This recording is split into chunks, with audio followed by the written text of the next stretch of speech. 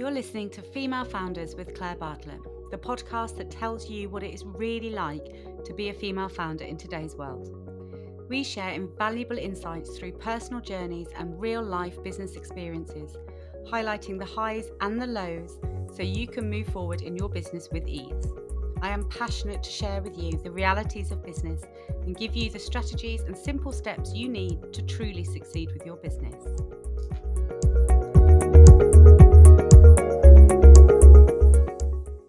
Today's episode is brought to you by Xero Accounting Software, a champion of female entrepreneurs and a proud sponsor of the Female Founders podcast. Managing your business finances can feel overwhelming, but Xero simplifies it all and gives you the power to keep your books in order and your mind on growth. Xero have offered an amazing 50% discount off your first 3 months with them to all our listeners. So if you'd like to take advantage of this amazing deal, then follow the link in the show notes today. But for now, let's jump into this week's episode. Hello and welcome to another episode of Female Founders. Today I am delighted to welcome Helen Tudor to Female Founders. Helen is a celebrated LinkedIn expert and entrepreneur renowned for her innovative approaches to generating leads and income on LinkedIn. Over the years, Helen has revolutionised the way many business owners utilise LinkedIn, demonstrating how to effectively use the platform to grow your business. Helen, welcome to Female Founders. Yeah, I don't know. Did we write that? Did you write that? I don't know, but it makes me sound very, very, very good. So thanks for that. I wrote that. It makes me sound. I don't know. I'm worried that we've set the bar a bit high there, Claire. But yeah, thanks for having me. I'm excited for today. Well, I've personally used your services previously, so I can vouch for the fact that you did indeed revolutionise how I use LinkedIn back in the day. Oh, really? So tell me about that then. How did I revolutionise the way that you use LinkedIn? Well, I think LinkedIn has a really bad reputation, doesn't it? And I think although it has changed a lot over the last few years, that reputation is still there in regards to it's all about recruitment and spamming into inbox and things. And I think it might have been 2020 that I came across you. And I don't know how you turned up in my world, but you did, with your bottles of wine and your silk pajamas. And I did one of your challenges, 5-day challenges. And it just, I think there was a lot of fear around LinkedIn for a lot of people that it's really stuffy and corporate. And I am none of those things. And it gave me the confidence that actually I can be myself on there and I don't have to fit into the stereotype I believed was on there. Yeah. So very common. I tend to avoid telling people what I do at parties because I don't want to hear how they hate LinkedIn and it's a load of rubbish and they just get spammed all the time. So I just go, oh yeah, I'm in a training business, and then But yeah, it's true. LinkedIn's definitely had a reputation, and I think because I loved it and embraced it and it delivered such great results for me so early on. It's almost like my mission, if you like, is to educate the world that like it's a safe space for you to come and be yourself and make loads of money and have lots of fun and meet great people. And it's not everything that I think other people maybe believe it to be. No, I think it was once upon a time. I think that's what it used to be, but I definitely think it's one of my favourite platforms now. But tell me, how did you get into this world? Is there a pivotal moment or person that you that time that put you on this path? Did you always expect to be in the LinkedIn world? How did it come about? Definitely not something I thought I was going to be when I grew up. No, I didn't as a little girl think, oh, I want to be a LinkedIn person. Like, in fact, I don't even like calling myself a LinkedIn expert because I'm definitely not. I don't know everything there is to know about LinkedIn for sure, but there was two real pivotal moments. The first was when I sat, if anyone's done a challenge, you'll have heard this story, so I'll keep it brief. But yeah, sitting in my car, having just been in the shop with the children, taking it cash in. So I was working as a reflexologist, so I had £20 cash. In I went with that money, added, my math's not great, so I didn't add up my shopping right, had to put it back because I had no access to any finance or any funds. So I was in about 90 grand's worth of personal debt and I was on the verge of losing my house. And it was that moment of sitting in the car, that real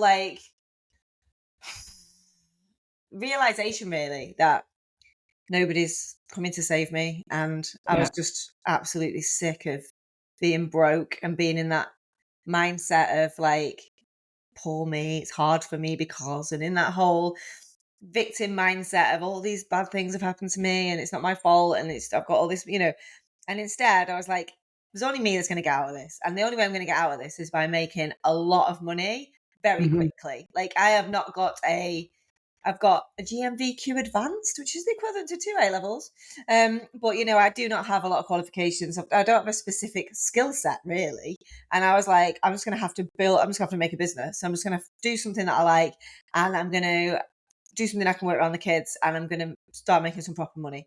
And proper money to me then was like my want to earn figure, which is something that I teach, but my want to earn figure was like 2.5 grand a month. To me, that was mind blowing amount of money. Like it was just absolutely, I couldn't even imagine what life would be like if I started hitting those targets. Mm. And I really, that's when I decided, right, I want to earn 2.5 grand a month. I want to have 10 clients pay me £250 a month. I'm going to do social media. That was my business plan. I literally wrote it on a piece of paper. So again, something that I teach now with my business clarity in a day. It's like, what do you like doing? Like, how much money do you want to make? How many clients do you need to hit that target? Like, and that was basically it. So then the big pivotal moment then was when I opened up my very creaky old laptop and searched for business networking, because then this is like 15 years ago nearly now. So then it was Mm. like everyone went to networking. That's how you got clients. And I was really in a pickle with that because I was a single mum, I had no money, and my mental health was like on the floor. My confidence was really low. And I couldn't imagine going to a 6 a.m. networking meeting, paying £15. I couldn't get there. I couldn't afford it. I mean, £15 would, that's like the kids' lunches for the week. It just Yeah. was out of the question. And I couldn't face it. The thought of standing up and talking in front of people was just out of the question. Which is funny now when you think I speak on stages like all over the world Yeah, in that's front of what you like do now. tens of thousands of people. Anyway, um, I just couldn't see how that was going to work for me. And I think maybe one of the first when I searched business networking, I looked at some local networking that just wouldn't work for me, usually made by men for men. And Mhm. Yeah. and then LinkedIn came up. Never heard of it, never seen it, never didn't know what to do with it. I'd not had a career, so I'd never used it for a business. I'd sort of had sort of jobs that I'd got through the local paper and things like that. And then I trained as a reflexologist when I had the kids. So I didn't know that world as a user. And I just Mm. used it that day in exactly the same way I teach it now, 15 years on. Like it was literally, how can I make this profile talk to these 10 clients I need to get? So how can I write a profile that talks to this client I want to get? Mhm. How can I be really clear of what I want to get out of the people who are reading it? Like what's in it for them? Who do I want to work with? What's in it for them? What's the outcomes I'm going to deliver? How much am I going to charge? I had no concept of like, don't tell people your prices, get them on calls and all that. That was just not a thing for me. So very explicit in what I wanted people to do. Then I went and connected with all the local business owners I could find, and very quickly, clients started coming to me and saying, "Oh, you're great. It's £250 a month. Like, how do we get started?" So that was a real pivotal moment. And then that business grew, and it gave me money beyond my wildest dreams. I was making my 2.5 grand a month and beyond. I was running this digital agency, as we called it then. Although it was still just me and a couple of freelancers. We grew Mm. that business up though to about 11 staff at one point, offices and Wow. everything. And we did a lot with.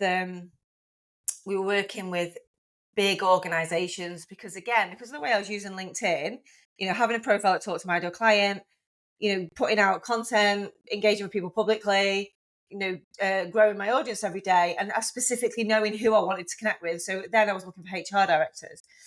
We're working with really good clients. And the second real pivotal moment, and I definitely owe this man a pint, I was actually at a business networking event. So we've moved on in time here. I'm a lot more confident. I'm running this agency. I've got, money and Yeah. all the rest of it. I was quite well known on the networking circuit, if you like, rightly or wrongly, not always for the right reasons. But anyway, I was sat in, a nondescript golf club and eating another full English. And this guy said to me, "Helen, how are you getting these clients? Like, you're working with all these amazing clients, big blue chip clients that people were, really struggling to get in front of." And I said to him, "Oh, I just do these three things every day on LinkedIn." And I'm very specific about who I want to connect with and what, what outcomes I deliver and how much I charge, and it's all there for them to see.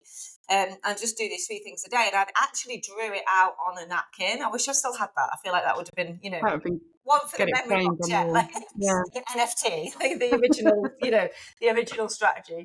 And it's never changed since. So I Mm. gave him that piece of, like, tissue, and off he went. And he was like, that is not how LinkedIn works though, because, what's your strategy? What's your scripts? What is your DMing and all the rest of it?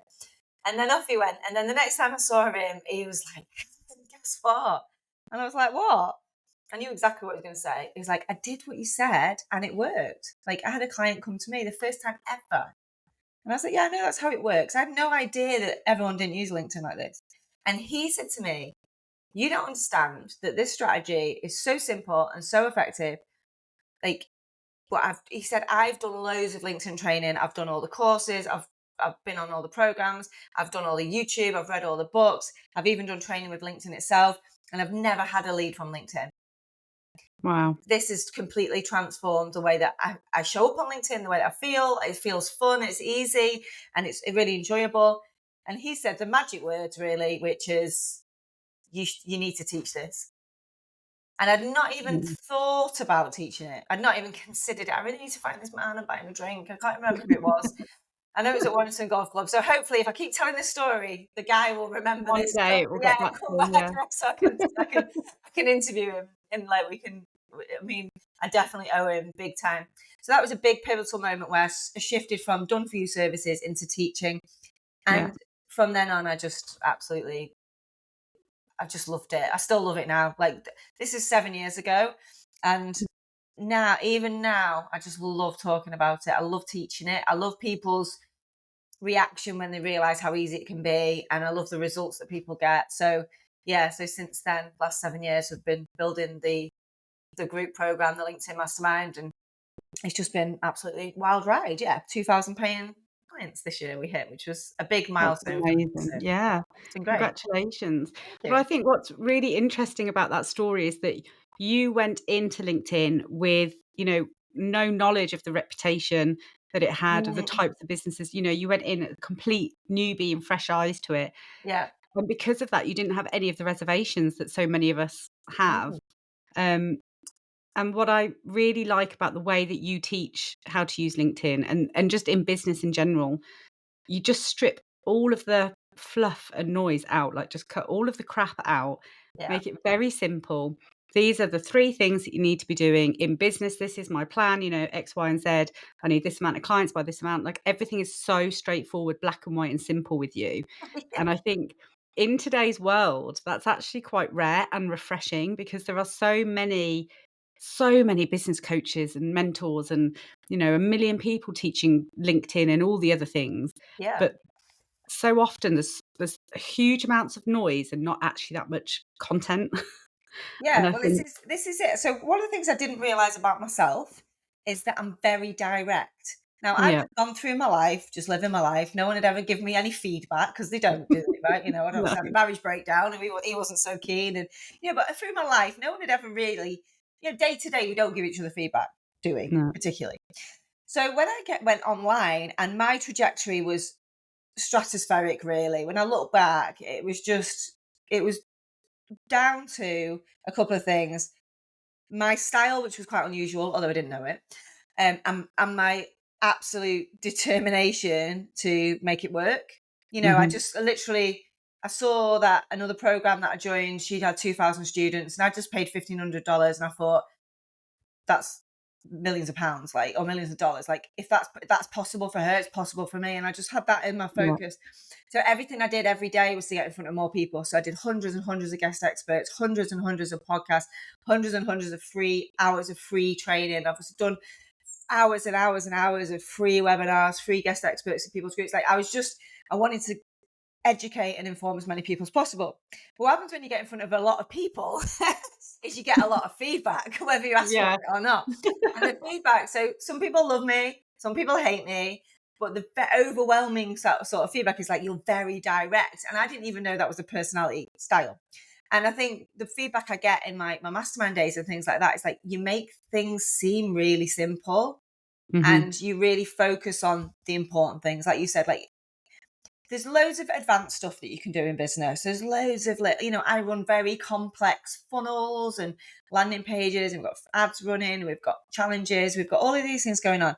But 90% of the people that I meet that are particularly in year 1 to 3 don't need any of that stuff. You know what I mean? They Yeah. just need to get really clear and focused on who's their ideal client. Well, number one, how much money do you want to make? And people don't start there. They kind of end there of like, oh, I made this much money this year, instead of having that as the number one thing. So Yeah. having clarity on how much money we're trying to make here, because everybody's numbers are different, and no judgment on your numbers, right? But real clarity on what are we trying to achieve here. Then what do we love to do? Again, most people do that in the wrong order. So how much money do you want to make? What do we love to do? Who do we love to work with? Then let's create an offer. Yeah. Let's create a business around that. Like, I don't really believe in building businesses. I believe in creating great offers, because that seems a lot less overwhelming and stressful than this whole business. It's like, just make offers. Like, make offers, create things that people want to buy, ask them if they want to buy it. If they do, make it, but don't make it first. Make sure you've got people want it first before you make it. Because Put that again, I time see, investment in. yeah, a lot of people Yeah. in the procrastination station of building a course, or like when I did the LinkedIn mastermind, I was like, I had a tax bill to pay. And I was like, oh God, I need to make some money. So I was like, I'm going to do this as a group program, because I've done so much one-to-one. Yeah. If anybody's interested, I'm going to call it the LinkedIn Mastermind. So don't care what, exactly. It's got a terrible name. It's not even a true mastermind. It's a big group program. But anyway, so called the LinkedIn Mastermind. It's going to be £300. And, 8 people put their hand up, including Elsevine, who's still in the program now and is an ambassador and everything, which is great. She's one of the OGs. And I didn't think of it past that. And I recorded the videos as we went, Mm. and now we've just, we've re-recorded those videos since. We've just redone the challenge with like new videos and everything, because the videos were like 5 years out of date. So I was a different person. I look a different person. I've changed totally as a person, but they did a great job, for Yeah. years as well. And I think it's just doing things, selling things, delivering things, and then getting them tweaked and perfect later is something that I wish more people took my advice on, because you can spend a lot of time and money making things that people might not buy. Yeah. So my motto in life is progression, not perfection. Yeah, So I just move forward every day. yeah, And if I tried to make sure that everything I did was to the top perfect level, I yeah, would never move past that step, because perfection is not real. It doesn't exist. It's yeah, unachievable. So yeah, just keep moving forward. And I think often when we talk about money and people putting a figure on, their goals, yeah. so often people just say, "Oh, 6 figure, 100 grand or whatever," and they I just just need literally enough. I pluck. just want enough. I just want enough. Yeah, That's what I hear all the time. How much money do you want to make? I just want to make enough so I can pay my yeah, mortgage and my. It's like you're always going to make just enough. So you're yeah, always going to be in that like hustle of need to make enough just to cover my costs. Like, what if you had more than enough? What if you had what you consider to be like an outrageous amount of money? Like, and this is mhm, the words people use, just to me. It's like obscene, it's like ridiculously expensive, like really watching your language around money. And that's the big part of what I did, was the money mindset work. In fact, the yeah, program that I referenced before was Denise Duffield Thomas, and I credit her massively with my money mindset improvements, but also with the inspiration of the way that she runs a business, because she's mhm. very good with she just sells one thing, all roads Yeah, lead to that very one clear on thing. her message. Very clear on messages. She isn't just doing new things all the time. She's always like, she's stuck to the same thing. So Mm, although I have got other offers and things, and I try different things, because otherwise I'd get probably just die of boredom if I did absolutely nothing else. But my core message has always been the same, which is Helen Tudor, or Helen Pritchard as was, LinkedIn. Those yeah, two things have to go hand in hand. And I'm very aware that you cannot get the authority that I've got in this niche without doing it nonstop, full time, 7 years, without a break, and I think a lot yeah. of people, they want the authority, but they don't want to become time served and do the time. It's like Leave it time. it's a sentence, right? And Yeah, some days do I not want to talk about LinkedIn? Actually, not many, but occasionally maybe I might. I'm just I do guest experts to this day. Sometimes I show up, there's no one there, but I just mm, deliver it like there's a million people watching and I'm getting paid £1 million, because basically over the last 7 years I am, aren't I? So it's just Yeah. part of the process. And I think a lot of people compare my year 7 with their year 1 and think, you I know, think this is a huge problem with a lot of people, yeah, when you, for instance, were looking at Denise, back then and you did her course, yeah. you you did the right thing in that you didn't compare yourself in that moment. "Oh, look what she's achieving, and look, I'm Mm, nowhere near that." You just used it as inspiration and motivation to get yourself there, and that's how we should all work. But so often people forget actually, and there's the overnight success thing as well, isn't there? Like, yeah. you popped into my world in 2020, and so to me, suddenly, you were everywhere because once you're Mhm. in someone's world, Yeah, you just pop up all the time, yeah, don't you? So suddenly I'm like, "Who is this woman?" And she's an overnight success. Suddenly she's here, but you've done years of work before that. And I think that's the bit that people often forget. It's yeah. not overnight, it's years and years of hard work where you're not getting that huge, authority in the space and awareness. And then suddenly the traction starts happening, and then It you does, are, it recognizable. absolutely does, and, like, your reputation is what people say about you when you're not in the room, right? And to Yeah, get a reputation where people your name is synonymous with something takes a lot of exposure. And people say exposure doesn't pay the bills, but it definitely does. Because yeah, I've made millions of pounds and my strategy has always been exposure, exposure, exposure. Like, yeah, how can I get in front of more people? How can I show up? Like, I don't charge for doing guest experts. I don't charge for speaking on stage. I don't pay either, just in case anyone was yeah. thinking, like, Very important. definitely don't pay to speak on stages, and that's fine. No judgment if people do. But my has always been free or premium, pretty much. It's like I Mhm. want to give everything away for free. I don't hold things back. A lot of people come to me and say, "Oh, I gave too much away, and that's not why people didn't buy from me, like on a Yeah, challenge or a webinar." But the truth is, you're not giving enough away. That you got to give it all. Well, in my opinion, other opinions are available. My opinion has always been, how can I educate as many people as possible so that they can get the best results as possible, and then a percentage of those people will want to invest in working with me on a deeper level, whether it's joining the program or working with me privately, right? So yeah, it's always been like a scale game. Now, again, that's not for everybody. Other people might just want to just quietly just get 10 to 15 clients, paying them, you know, a grand, 2 grand a month. So they've got a nice lifestyle business and they're not having to do all the volume stuff that I do. You're not having mm, to do loads of challenges and spend big on ads and, you know, invest in all the funnels and everything. I want to do that because I'm on an education mission and an impact mission, not just on a money mission. There's loads of easier ways to make money than running a big group program, trust me. yeah. Ask me how But I I think know. it It's comes not with for stages everyone. in your life as well, because, in this none of this was how you when you started in business, you were just want enough to Yeah. support my family and have some extra. And as your success has grown and your business has grown, your goals have grown, and that's how it should be until you are content, fully content and happy, and exactly where, you feel like you want to go. And that could never happen. You could always see the growth happening. This But is it. And it's a very personal journey.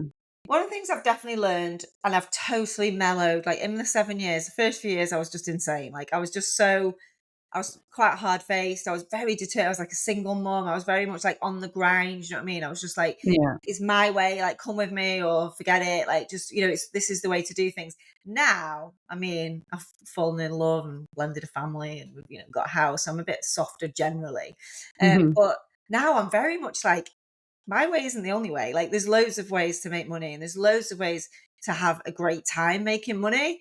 Yeah. But also, I want you to be inspired, not by what I've done. Like, I want you to be impressed by what I've done, if that makes sense, because Yeah. it's quite impressive, right? It impresses me when I look back and I think, how on earth, when I write it out, I'm like, how on earth have I done that?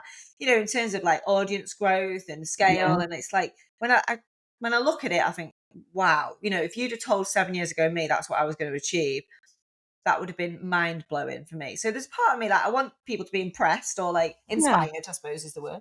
Um, but actually, I also want you to learn from some of the stuff that I've done and think, have I got what it takes to do that? Mhm. And if not, that's okay, because it's tough. It's really, really tough.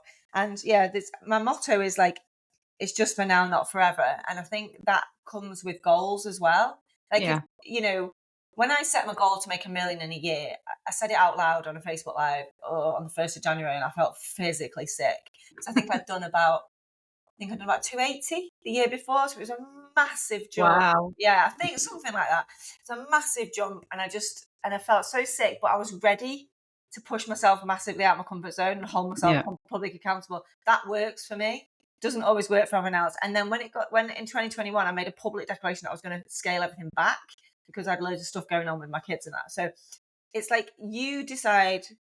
It's almost like you set the intention and then the Yeah. things happen after that. It's not as easy as saying, I want to make a million. I didn't say I want to make a million on that first day. It was like, I want to make 2.5 grand a month, right? Then it was, I want to do a 6-figure year. Then I wanted to do 200 grand. Yeah. It's Exactly. like, I think you've got to step into each version of you and also know Yeah. it's okay to step back. It's not growth at all costs. That's what I learned. It's like just before lockdown, I was on a business class flight with Phil Harrison. We'd just done a million. And I think we'd made 2 million over the 3 years or whatever. And we were like, drinking, stood at the bar upstairs in the A380 and like just ching ching, everything's going to be amazing. And then we're going to do 5 million next year. Now, if lockdown hadn't happened and we'd have pushed on with that plan, two things would have broken: the business and me. Like, Yeah. I just know it would. We just didn't have the Too infrastructure. much. Yeah, we Yeah. just wouldn't have had it. Would have just, so we've had to come right back down, and now we're like back on the scaling journey. But it's not, like I'm saying, it isn't for everybody. A lot of people look at group programs and memberships and things like that. I think that's the easy option, and it's absolutely not. In my opinion, the easy option is one-to-one. Yeah. High ticket, low volume, be a specialist, not a generalist. Just get some really great clients and you can have a really nice life. Yeah. And things like VIP days. I love doing them. I love teaching people to build them because, again, a lot of us with kids and things. So I charge 5 grand for a VIP day. Well, if I do one of those a week, that's a great little Yeah. side I mean, that's side huge, hustle isn't income it? for me. Yeah. Working one day a week. I've got one day to worry about what the kids are doing, one day to worry about the dog, one day to put my heart and soul into a client, and I know they'll get a return on that investment. But from a business side of point of view, it's like, do one of those a week. That's a 20 grand month, and I'm only working one day a week. Like, it's you know, No-brainer, really. But that's yeah, because you've put the time in previously to build yourself up to the level where you can achieve that. yeah, of course. Um, Through all of these years and the growth, because you've seen some rapid growth, and like you say, and then you've scaled it back, you've been in control of it. What challenges have you faced as the business has grown? Oh, so I'm actually working on a new product at the moment called Launch Performance Coaching.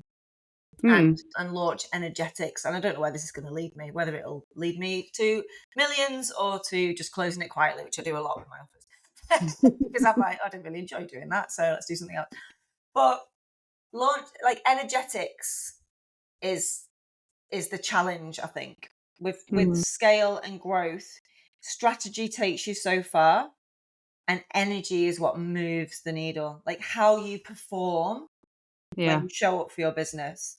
And I didn't really realize that, how I created that in my business and created that for myself, until it went away. Yeah. And I had a launch that didn't perform. And I was like, what is the lesson from this launch? And for me, it was that we had everything, we've got everything you could ever want. It's a money making machine. And we spent 10 grand on ads and we made 50 grand. So we still made money. But the Yeah. last launch, we spent like 6 grand on ads, made 100 grand. So this is like, it's all relative to where I'm at. But what was Mm. really different is I wasn't 100% in my Beyonce energy.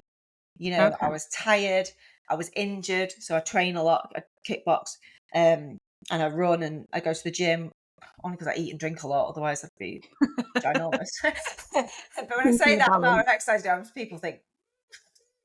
Um, but I was injured.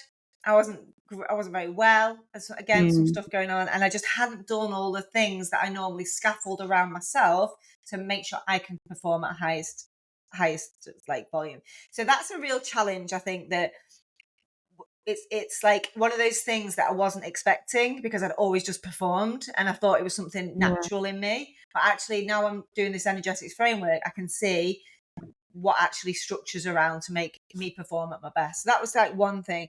The other challenge for me is the up levels. So, and this is to do with people and the people around you and the team that you have. So I've worked with loads of amazing people in my business and some not so great. And we've had some that haven't worked out, some that have. And it's very difficult to create a team that will stay with you through every stage of growth.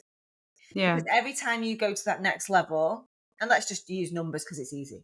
You go from naught to six figures. The team that takes you there will not be the team who can really take you to that 250K or half a mil or straight up. It's like everything has to up level every time. So you need Yeah. to up level your systems, your processes, your customer service, your finance, your team, your operations, your marketing, and then you have to up level every time. And I found that really hard because I thought I'll build a team and we'll just stay together forever, you They'll know? be your core team and carry you all the way. Yeah, Yeah. we'll create this thing together. But what happens is people don't want to, they just don't want to perform at that level. It's the going gets tough, right? I found that really challenging. I'm not a very good people leader. Yeah. Again, I'm not very good at scaffolding around what I'm trying to say in a nice way. Like my VA, Nat knows this. There's no like, oh No hi, sugarcoating with yeah, you. did you have a nice weekend? It's da da da. It's like, why is this in my diary? And what happened with that? And da da da da. So I think Yeah. you got to know how to deal with me. I think, I suppose. But also just other people around me, particularly when I got very successful, were very keen to be a part of it. Right. And rates maybe reflected that, and I've helped a lot of people along the way. I've also upset a lot of people, so I'm not like some saint, but I think I've helped a lot of people. When people come and work on my team, I know that makes them more desirable to their next contract, if that makes sense. Yeah. And Yeah. I've helped as many people as I possibly can, but sometimes it's felt a little bit like personal, with team. Yeah. So that I'd say that's been a bit challenging. And I did say, because at one point, again, I grew to maybe 5 or 6 paid, employed. And when we shrunk back down and we just got the foundations right again, I said I didn't want to build a big team again. I'd rather use freelancers, but then you've got the problem of freelancers got other clients and all the rest of it. So Yeah. I haven't got an answer to that challenge other than it's challenging building a team to take you through every level. Yeah. I think it doesn't matter what industry or profession that you're in.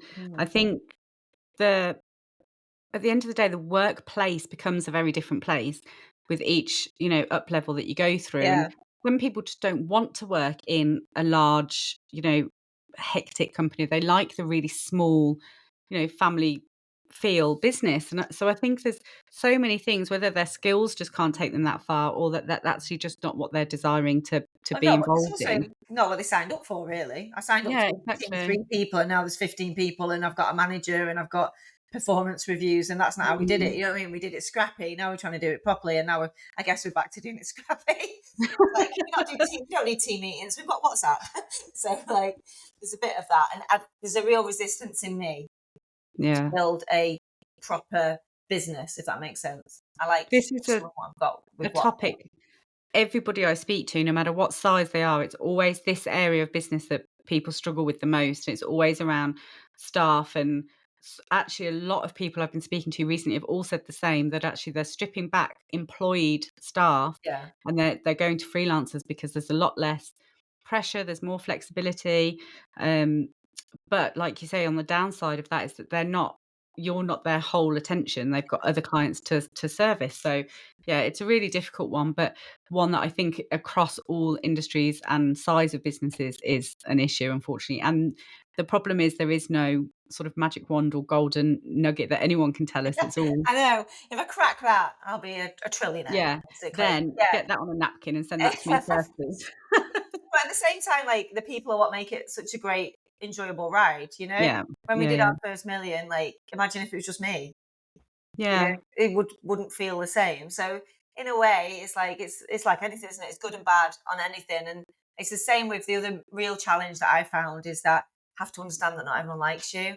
And although people, I'm very much like, Yeah. it's fine. You can't have one with the other. People love you or hate you, but you can't be for everyone and all that. But that's all just platitudes because actually it's horrible when people don't like you. Like, Yeah. really horrible. When people say horrible things about you or they don't like you as a person or they don't think that you're a good person or they don't think your product's any good, it hurts, man. Like, it hurts. Yeah. I've probably shed more tears in this business than any more because it's so public. This is the It's problem. so I think public. people can they can say things that are about, your LinkedIn trainings or about your business and the service that you provide, but so often they take it to a personal level, and that's completely unnecessary, but also that's where it breaks through the armor, doesn't it? And it Yeah. becomes personal, and that Yeah, can be really difficult to handle. it is difficult, and now both my daughters work for themselves, particularly my eldest, Katie. She runs her own business, and but when she gets, like, negative feedback from a client, I'm like, Mhm.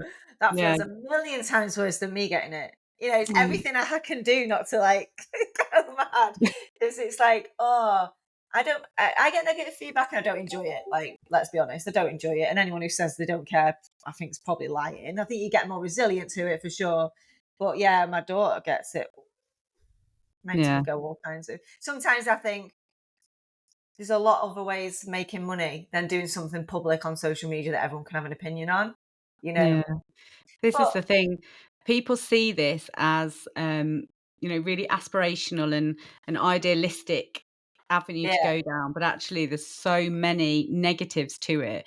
It does take a yeah. certain type of person to power through. Wouldn't change it, but you're right, it takes Yeah. a certain kind of person, and I don't know if I was that person, I think I've just created myself as that person, you know? My resilience is a lot stronger. So this But like you say, you've grown as your business has grown as well. You're not the yes, same person. So yeah, 7 years ago or whenever it was, yeah, if you had started where you are now, you wouldn't have coped with it. No, no one would. You have to grow as the business grows.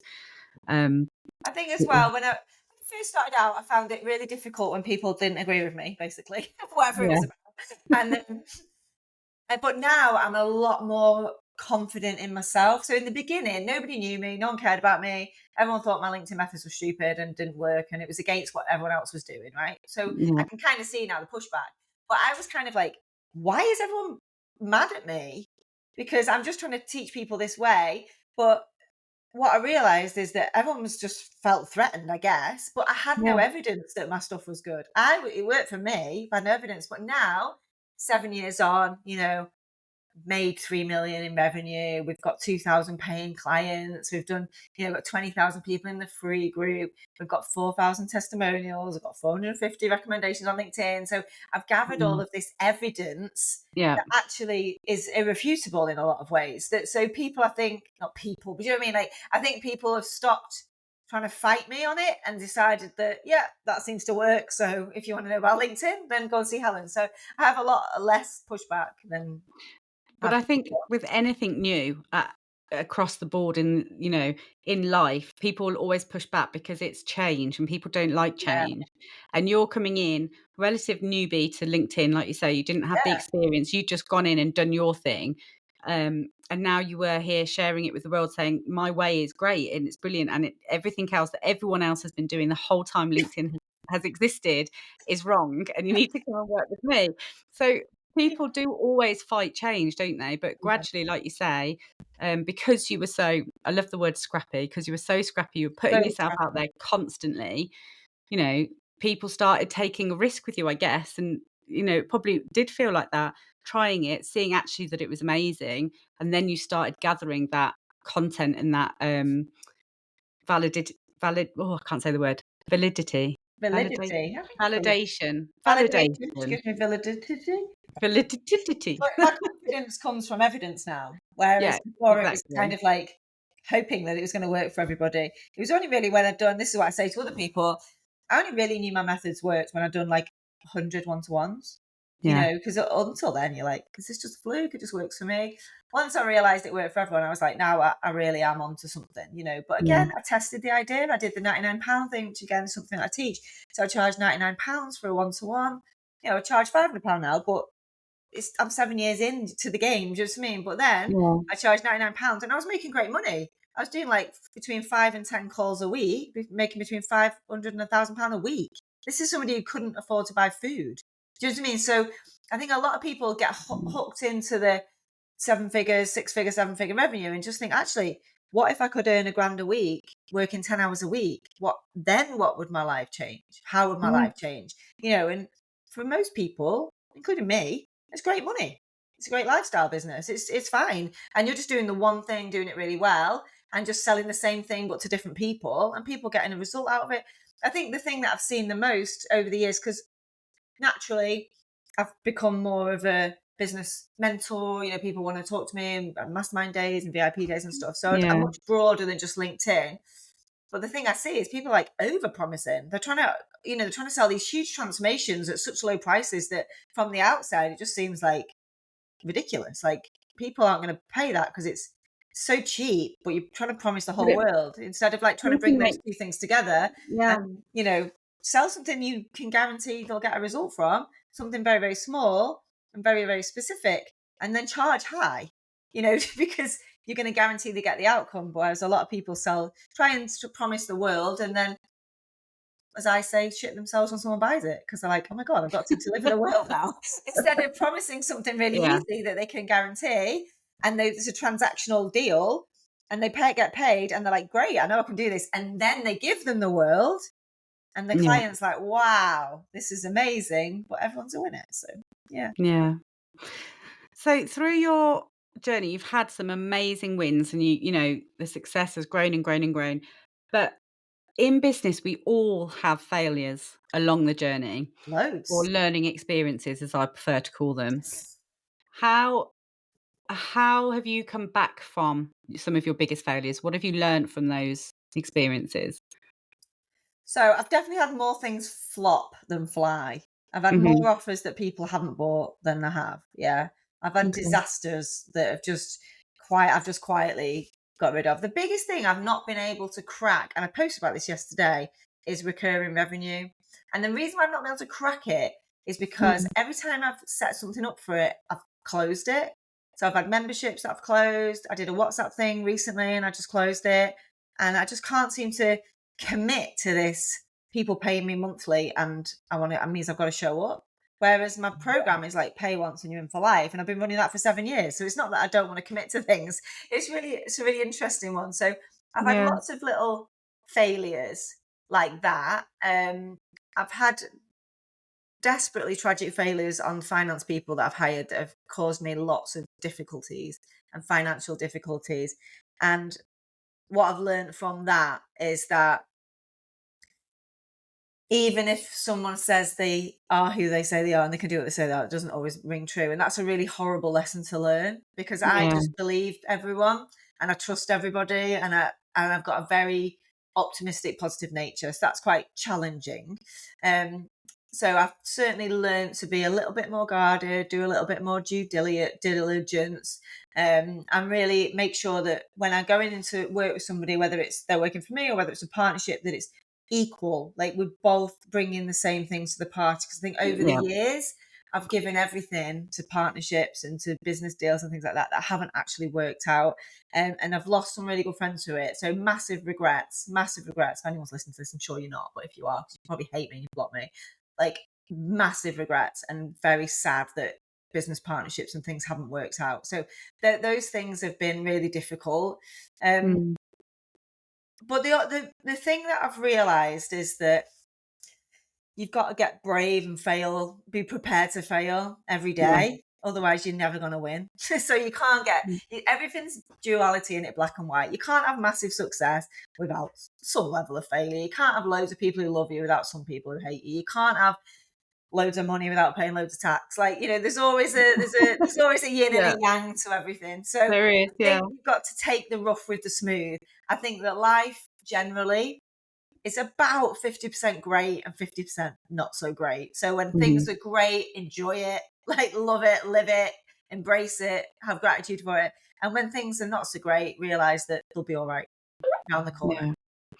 I think with the yin and yang, I think it's so important for people to remember that. And in the early days of business, when you're in that sort of first year of business and something does go wrong and you do have a failure, that can feel all consuming and Massive. Yeah. can feel like that is the end of the world and the end of your business. But you bounce back from them, and as I've had my business for coming up to a decade now. You're very similar. The things that we would have classed as the biggest failure going in year 1, we wouldn't even blink at now, Yeah. Your viewpoint of what a failure is and how it impacts you completely changes, and it all comes from experience, a growth in confidence. and just realizing that, yeah, you just dust yourself off. Okay, what can I learn from that? It's like with your launch recently that didn't go as you planned. Okay, you've just looked at that.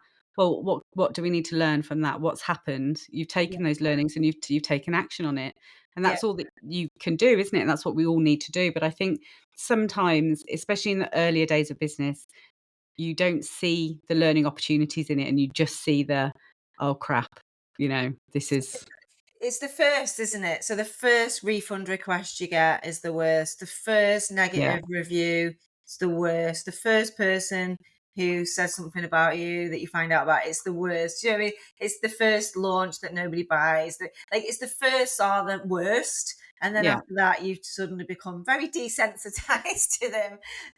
And my motto behind the scenes is that people are insane. Now, I feel like because I was in a mental hospital myself when I was 16, I can say that. So yeah, we say that behind the scenes because when you work with a lot of people, and my business is primarily people based, yeah, we sell programs to people, human beings who've got their own shit going on. Yeah. And everyone's got stuff going on. So mhm, sometimes when you get that email or you get that message, like it's nothing to do with you. Like, and yeah, people just are insane. People just do and say things which I consider to be completely insane. But to them in that moment, that's kind of where they're at right now. And I yeah, think understanding that it's not really about you, and you're a time and place. You become part of somebody's life for a short period of time. Usually, people come and go into my life. Some people come and stay in the program for years. It's like lifetime access. Most people come maybe for a year or two, then they kind of drift off, do something else. Maybe they come back and they got something new on. So it's never really about you. But when in the early days, we think it is all definitely about feels us. it. Yeah, yeah, yeah. Yeah, And that's okay. But that's why having a mentor and having somebody who you admire and look up to actually work with you is really powerful, because there's nothing like, so I've done over 40 launches. So if I'm working with a client on a launch, there's literally nothing I've seen. I've seen, there's nothing I've not seen. Sorry. I've seen everything that could happen. yeah, This happened to me, particularly on lives. I've had my daughter fell down the stairs. My daughter's boyfriend stood on a bee. Like we've had the water come through the roof. We've had cats bringing the Christmas tree down. I've done lives from trains, cars. Once it was my sister's wedding, so I couldn't do it at all. And like, there's just loads of things that can and do go wrong in business. But I think yeah, if you've got somebody by your side going, yeah, that's fine, that's normal, it happens. It does give you a bit of perspective on things for sure. yeah, yeah. I think in the space that, you are in, you share so much of your authentic life, and the experiences. I remember on one of the lives, because in the challenge that I did, you used to go live with wine Yeah, every night, still and do you'd, that. do you still do that? Yeah. Yeah. I actually won a crate of your wine. It's nice though, isn't it? Yeah, it was lovely. Got me Yeah. through lockdown. Yeah. Um, but yeah, and, there was the doorbell would go or things would happen, but it's just life, isn't it? No one thought, "Oh, gosh, well, Helen's doorbell went, how unprofessional," and, like, stop. And if they do, then they're in the wrong place anyway. Yeah, You've exactly. there's so much going on around us all the time. We're all busy family people, we have so much going on that you can't expect.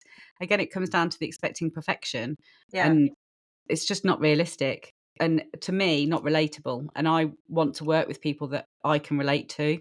And Um, for everyone who loves the fact that I drink wine on live, we get 3 emails saying that it's outrageous and unprofessional. They'd yeah, never want to work with somebody who drinks on a live, and it's the same all the time. But it's like the things that people love about me are also the things that people hate about me. So it's yeah, almost like I might as well just be me, and then I'll be happy and I'll be myself. And then some people love me, some people hate me. But I think certainly in the early, when I ran the agency, I was trying to be an agency owner, rather than just being myself. So the yeah, best thing about personal brand led businesses is you can literally just be yourself.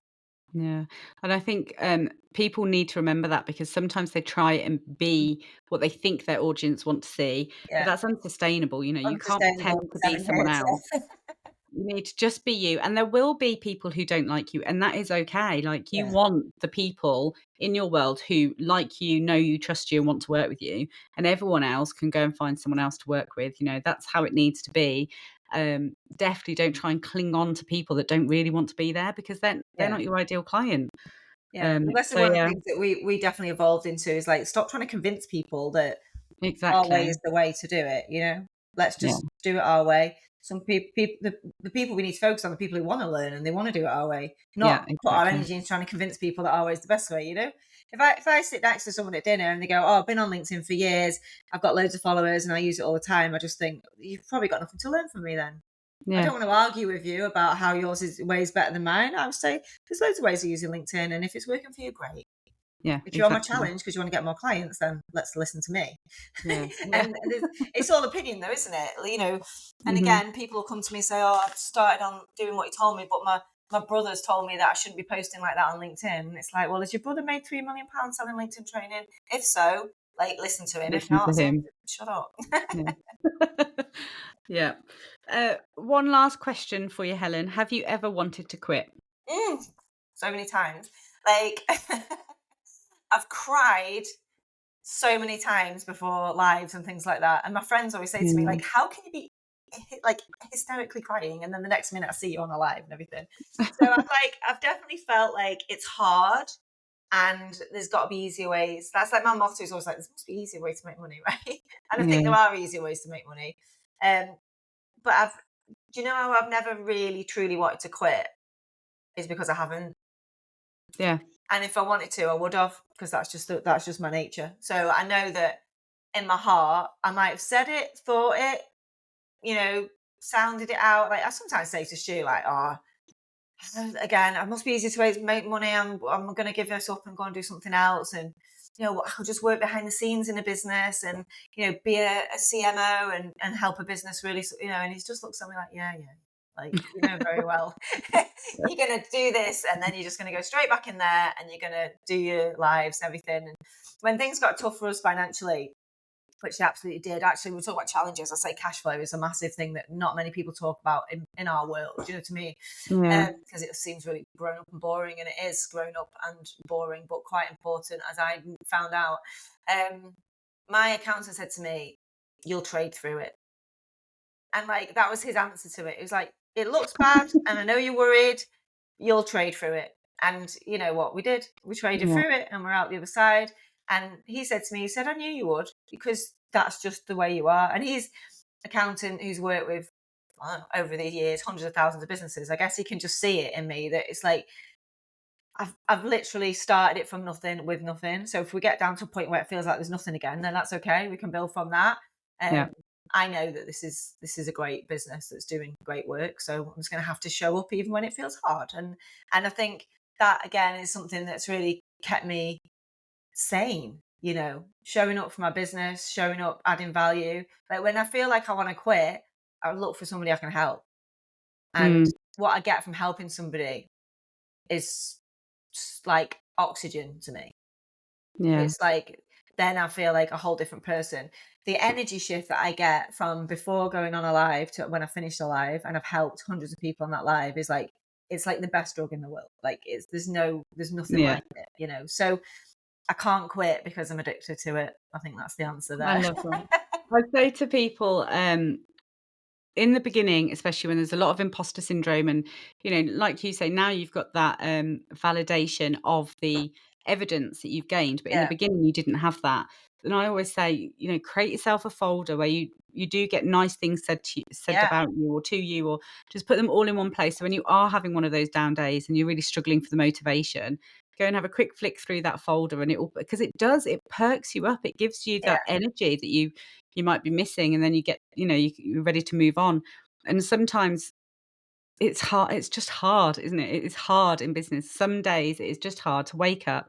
You just want to sit on the sofa and eat chocolate ice cream all day, but you can't. You've got to go and do your live or do yeah, whatever it is. We all have those days, no matter what level of business you're in. And I think, yeah, having easy ways that you can pick yourself up, and give you yeah. that motivation again. I think this comes back down to the energetic stuff that I'm working on. But Yeah, again, I was like, who am I to teach energetics? It's not even my thing. I teach LinkedIn strategy, but it's so crucial. And if I look back on the secrets of success or whatever, it's like it's actually doing the things you need to do even when you don't feel like doing them. Showing up when yeah, you don't feel like it is the mhm, pro move, and committing to it. You want to get paid 10 grand a month, you got to commit to it, like as if you are getting paid 10 grand a month, even if you're not in the beginning. And I think when I feel like I don't want to show up, I think I know that if I don't, somebody out there who needed to hear something from me is not going to hear it, and that's really important to me. So it Yeah. doesn't matter what level you're at or how many followers you've got. If you're showing up consistently and you're putting stuff out there, somebody out there will be watching you and listening to what you're saying. They won't be commenting or engaging. They'll be watching, It's always and the it'll be lurkers. like you are talking directly to them, and they've Yeah. got a connection with you that is going to change their lives. I know they change their lives, but it's going to change their lives. And I think if you just stop showing up, who knows, that person's not going to get what they need. So you've got to think about your ideal clients and how much they need to hear what you've got to say, and sort of make it less about you and more about showing up for your business and showing up for your clients. Yeah, I love that. You just the way that I look at it is it's just non-negotiable. I Yeah, have to make it all non-negotiable, so there's just no argument to be had. I've just got to I say that. I say, like, if I was people. committed to just going to the gym as much as I am to showing up for my business, I'd have a six. Yeah. I'm determined to never be broke again, so it's non-negotiable for me. Whereas I don't Yeah, mind being a little bit fat, so I might skip a couple of gym days. But like, it's, you choose what your non-negotiable is, right? And for yeah, me, it's exactly. always moving away from being broke. I know what it's like to not be able to buy food and not be able to fill up your car and have your parents buying your kids shoes and coats and all that. And like, it's not where I want to be. And I know some people are there right now, and hopefully you'll look at me and think, well, if you were there and now you're not, then if I do the things you tell me to do, then we can all move forward together, and we can all have success together. It's not like it's not like I win and you don't. It's like we all win, we all Yeah, move forward. So yeah, I think the mission is much more important than my mindset in the moment. It's like somebody out there who can't afford to yeah, put petrol in the car needs to hear what I've got to say, so they'll just put a goddamn offer out, make use the tools we've got for free. yeah, You know, watch some of my free training, put some offers out on the free platforms that we use, get a sale, and put some petrol in the car, and then next step. Because I think that's really important. I did get advised by a guy that I should stop trying to help broke people because it's quite hard to get broke people to pay you. And mm, I was like, I just can't, because it's 10 years ago me, and I need to yeah. help those people, and I know I can help them. So I need to. It's a mission, really. Yeah, but that's where it goes back to, you do the free guest lives, you do the free podcast, you do or a lot of the free work, Yeah, but while they're in that initial situation and they might not be able to afford your £99 thing or your £500 thing, whatever, you yeah, know, they can still get great content from you and still start making moves. And then as they get out of that situation, then they can start working with you. And yeah, I think that's really important, and to never lose your sort of why and who you're helping. yeah. And I think you do that really, really well. Thank you. So, Helen, thank you so much for joining me today. I appreciate your authenticity and your openness to share your story with us. Yeah, it's been a pleasure, and something that, back in 2020 when I was doing that challenge of yours, I would never have dreamed that we'd be here now. So, We yeah, are. brilliant. I know, how I love funny. that. Oh, thank you Um, so much for having me. I really appreciate it. And thank you so much to the listeners for sticking with us. I hope you found some really interesting tips and guidance there. If you want to learn more about Helen, where would they be able to find you? So if you go to the website, which is confusing because it's Hmm. helenpritchardonline.com, the top of that website will have the link for the next 5-day challenge. So sign up for the 5-day challenge. Follow me on Facebook. That's where I share all my stuff. Follow me on LinkedIn, and reach out to me. And if you want any of my free stuff, I'll always have something to send you. There's always something I've just done recently, or a webinar, or a masterclass, or a guide, or something. So we can, like Claire said, we can get you started without you spending any money.